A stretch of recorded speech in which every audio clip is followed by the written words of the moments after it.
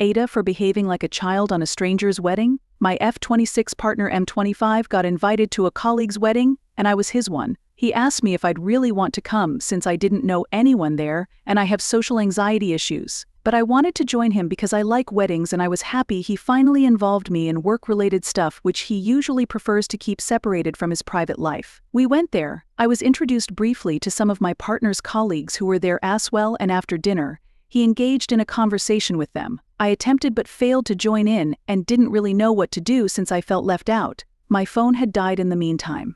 I wandered off and to the deserted children's corner where there was a stack of self-made. Someone had printed out random wedding-themed clip arts, folded and stapled them into a book, pocket-size coloring books and pencils. I took one and some pencils and went back to my place at the almost empty table. I was coloring a bouquet of flowers when my partner told me that I was embarrassing him in front of his colleagues and that I should stop.